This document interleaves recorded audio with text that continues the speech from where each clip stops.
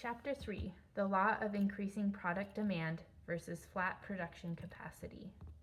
There was a second then, or a minute, or maybe even a day, when things could have remained sort of normal.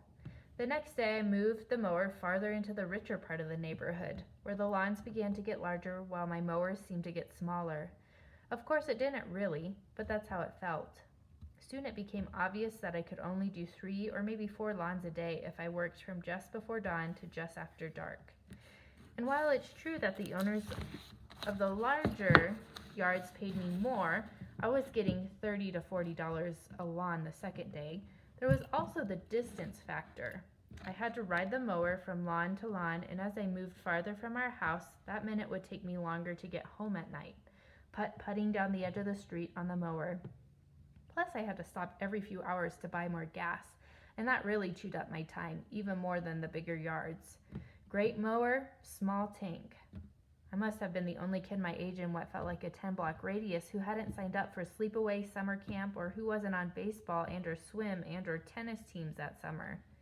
I was burned out on sports after spring baseball league. All the older guys had real jobs like at the Clucket Bucket or the Dairy Whip.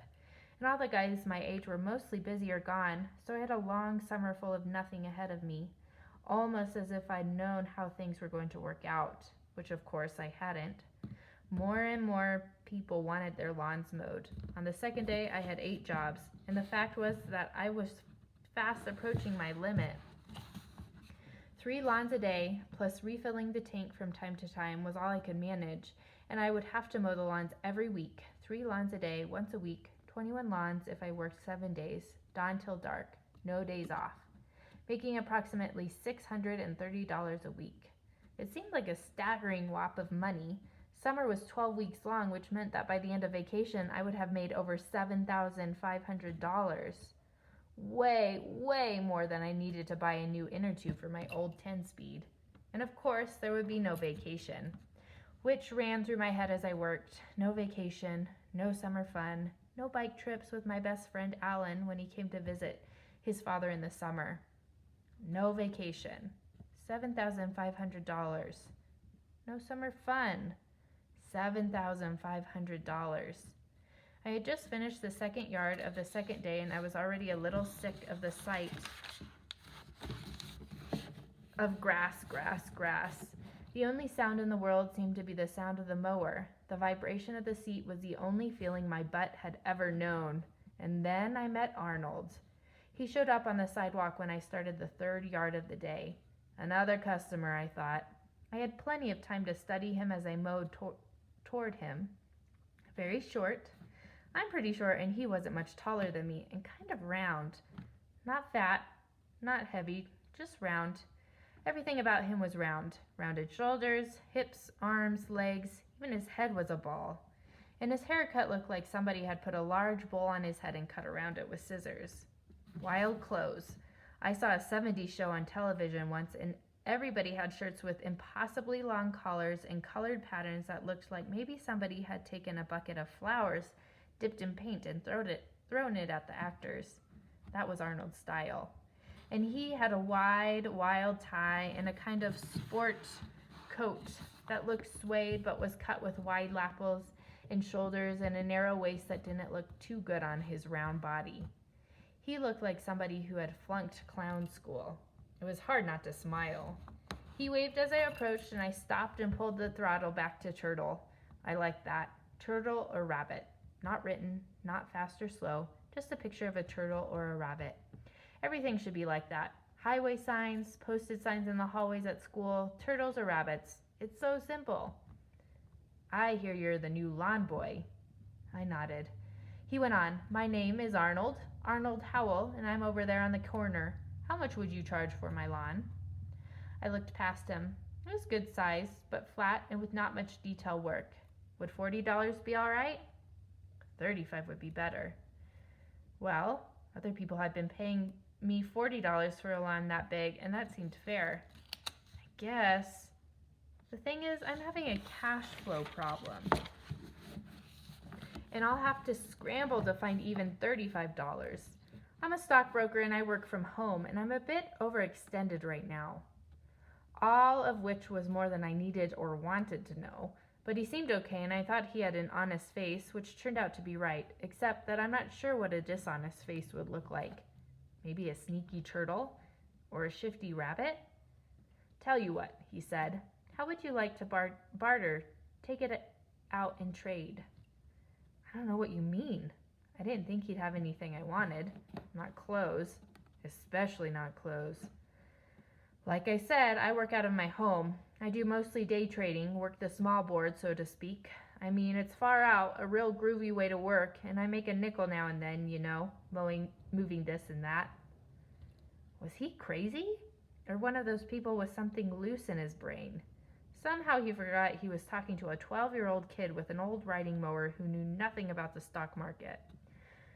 So, like, you're too young to have an account of your own, but I could run the $35 I owe you on my account and make a purchase for you.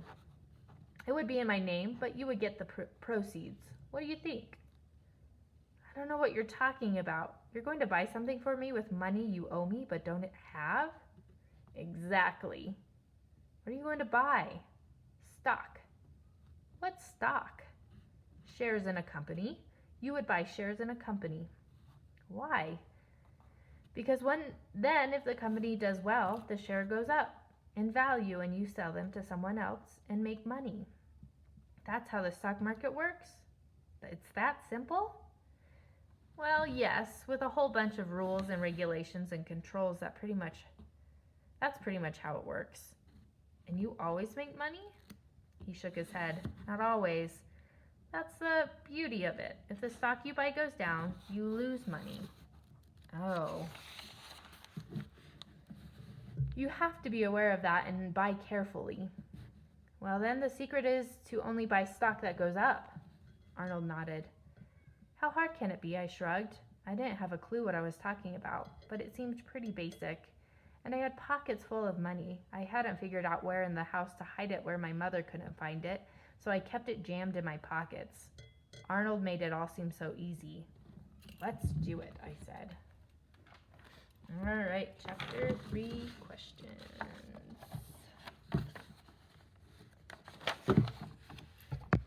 So after chapter 3, the law of increasing product demand versus flat production capacity. Connect. The narrator is willing to give up his summer fund for $7,500. Would you give up your summer fund to earn $7,500? Why or why not? If so, what would you do with the money?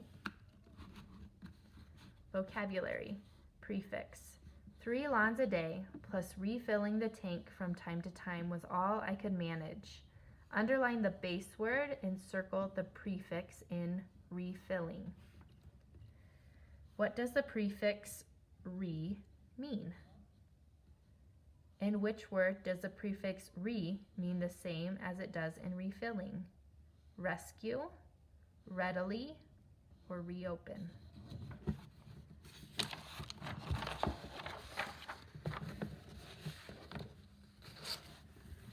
Vocabulary. Context clues. Define the vocab word using context clues and/or a dictionary. It seemed like a staggering whop of money. So what does staggering mean? Synonym of staggering. Figurative language. Write the type of figurative language used in the following chapter 3 excerpt.